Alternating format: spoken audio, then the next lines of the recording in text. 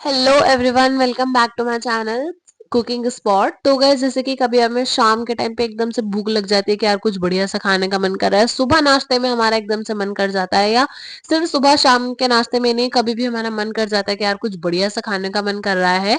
और घर में कोई छोटी मोटी पार्टी होती है तो आप समझ नहीं पाते कि यार क्या बनाए।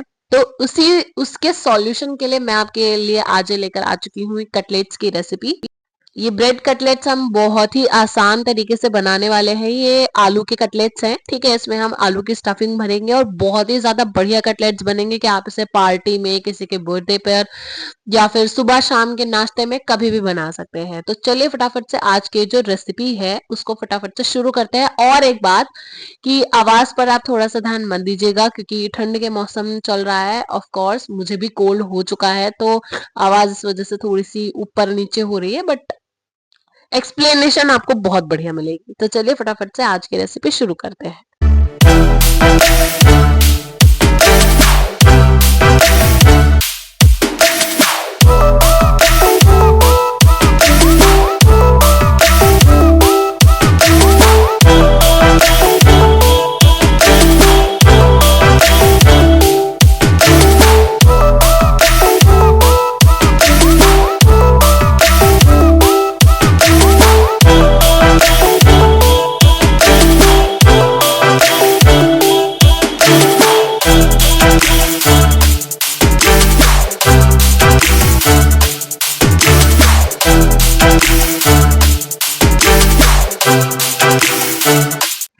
तो सबसे पहले यहाँ पर मैंने ले लिए हैं बॉइल्ड आलू, 150 ग्राम मैदा और बारीक कटी हुई प्याज, बारीक कटा हुआ धनिया और साथ में मैंने ले ली है ब्रेड। अब ऑफ कोर्स ये ब्रेड है तो इसमें ब्रेड कटलेट्स बना रहे हैं तो इसमें ब्रेड का तो इस्तेमाल होगा ही, ठीक है। तो अब आपको ये जो ब्रेड है इसको ऐसे छोटे छोटे पीसेस करके एक ग्राइंडर जार में आपको ऐसे भर देने हैं और इसके ब्रेड क्रम्स जो है वो आपको तैयार कर लेने हैं। जो ब्रेड क्रम्स है वो बिल्कुल ऐसे आपको दानेदार से ऐसे इसको बढ़िया तरीके से ग्राइंड कर लेना है।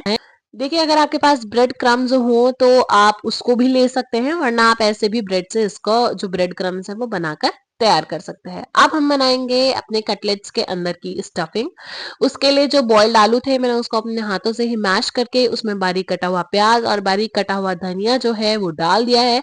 साथ ही में हम इसमें डालेंगे थोड़ा सा मसाला। तो इसमें मैंने डाला है आधी चम्मच मिर्ची, 1.5 चम्मच नमक, आधे चम्मच जीरा, आधी चम्मच आमचूर पाउडर और आधी चम्मच गरम मसाला हमने इसमें ऐड करा है। और अब हमें जितने भी इंग्रेडिएंट्स है उसको सब बढ़िया अच्छे तरीके से मिक्स कर लेना है। और 1/4 चम्मच हमने इसमें हींग डाली है, ठीक है। तो जब हम ये इंग्रेडिएंट्स मिक्स कर देंगे उसके बाद हमें इसमें ये जो हमने ब्रेड क्रम्स बनाए हैं वो भी थोड़े से ऐड कर देने हैं ताकि इनमें जो है बाइंडिंग आ जाए और जो स्टफिंग है वो बहुत ही बढ़िया तरीके से हमारी बाइंड हो जाए और जो कटलेट्स हैं वो हमारे फटे ना, ठीक है।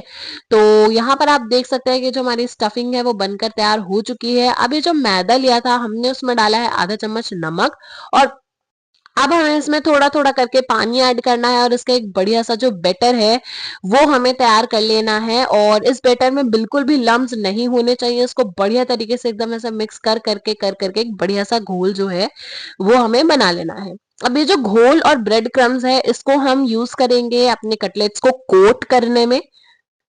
तो स्टफिंग भी हमारी बनकर तैयार हो चुकी है, जो ब्रेड क्रम्स हैं वो भी हमारे बनकर तैयार हो चुके हैं और ये जो घोल हमें बनाना था वो भी हमारा बनकर तैयार हो चुका है। मैं इसको इतना मिक्स अच्छे से इसलिए कर रही हूँ ताकि इसमें बिल्कुल भी लम्स ना रह जाएं।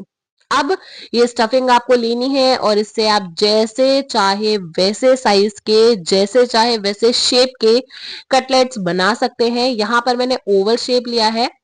और जब आपके कटलेट्स बन जाएं तो सबसे पहले आपको इस मैदे वाले घोल में डिप करना है। उसके बाद आपको ब्रेड क्रम्स से अच्छे से कोट कर कर उसको अलग रख देना है।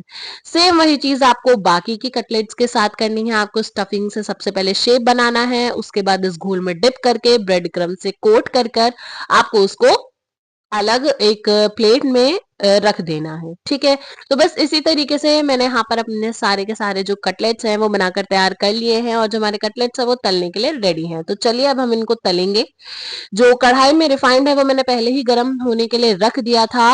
और देखिए, इनको तलने से पहले आपको एक चीज ये याद रखनी है कि जो तेल है वो बढ़िया अच्छे तरीके से गर्म हो जाना चाहिए।